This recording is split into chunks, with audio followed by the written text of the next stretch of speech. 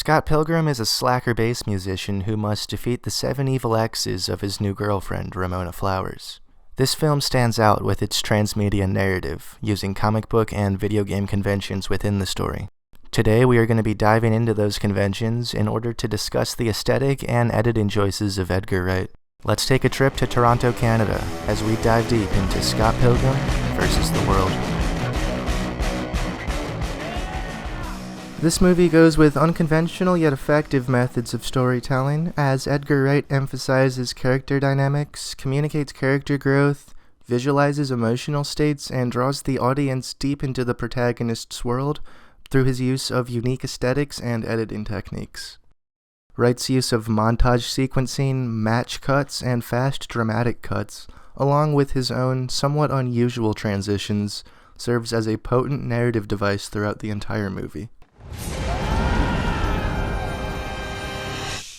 Match cuts are cleverly used in order to draw parallels and maintain continuity throughout scenes.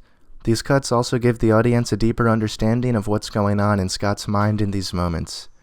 In the scene where Scott and Knives encounter Ramona in the library, Scott's infatuation is overwhelmingly obvious. In order to emphasize this, the next cut matches on Scott's face, transporting him from the library all the way to band practice, where he is getting pestered by Steven.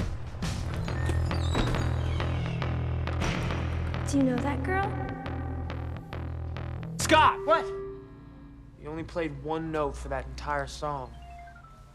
My hand slipped. Is your girlfriend distracting you? My girlfriend? I'll be quieter. Only seconds later, this cut is followed by another match cut, transporting the band outside where they are walking up to Julie's party. This cut is used to reinforce the emotions emphasized with the first one, establishing Scott's mental and emotional absence regarding anything that isn't Ramona Flowers. Another editing technique Wright uses as a narrative tool is his rapid yet consistent pacing that he maintains through every scene. Yeah, if that's cool. If I say yes, will you sign for your damn package? So yeah, 8 o'clock? Fast-paced cutaways and montage sequences create a visually engaging aesthetic to reflect the energy and emotions of the characters. The abrupt cuts and overstimulating sequences help paint the visual aesthetic of the film, mimicking action-packed video game or comic book sequencing. On top of an added sense of disorientation, Wright's meticulous editing also acts to immerse the audience into the story.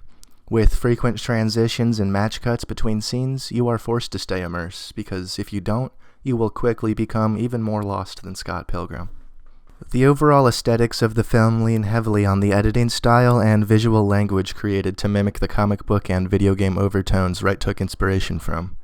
The aesthetics play into the pacing and plot progression massively, considering the film is framed as a video game with ascending levels. Scott functions as the main player of this video game, fighting from level to level until he ascends to the final boss, or X in his case. Wright uses numerous video game graphics for various narrative or character expressions. A simple example of these elements can be seen in many of Scott's fights, but specifically when he gains a life in his fight against Gideon. This narrative and visual decision gives Scott another chance to resurrect and finish the fight, but it also visualizes his evolving mental state. This aesthetic choice communicates Scott's rise in self-confidence, and it portrays his newfound commitment to escaping his complacence. Another comic book element Wright implements in order to further his visual storytelling is the use of text on screen. This can be seen when we are introduced to Wallace, where we are presented with an ownership diagram of the house he shares with Scott. This quick shot breaks down the mise-en-scène of the entire home, but it also conveys a lot of information about our characters and their character dynamic. Wright also uses onomatopoeias in order to further his visual storytelling and mimic that comic book aesthetic. These can be seen in simple instances with motivations such as creating a smooth and unique transition.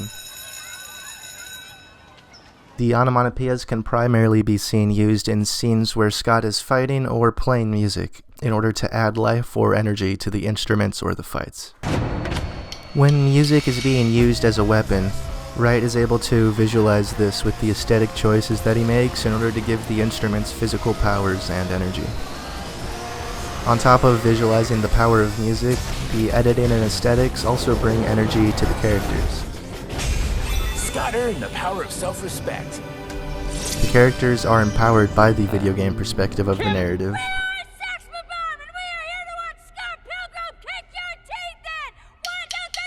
It's these aesthetics that allow for absurd scenes and fights that can remain justifiable due to the implications of the unique framing setup. Wright also uses video game graphics and effects extensively throughout the film. These visuals play to the narrative and visual theme, but they also further the intensity and reality of fights.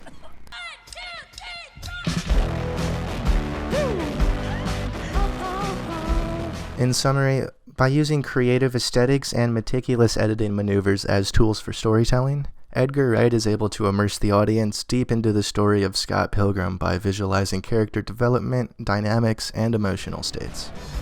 As an editor, Wright is able to craft a narrative of his own behind the production. Scott Pilgrim vs. the World is such a powerful piece of storytelling, largely in part of Wright's ability to visualize the core emotions and motivations leading the story. This film stands out as a fantastic piece of visual storytelling. With Scott Pilgrim vs. the World, Wright showed us what the expectations should uphold for editing and visual storytelling in Hollywood. As far as we can, I'll be your guy.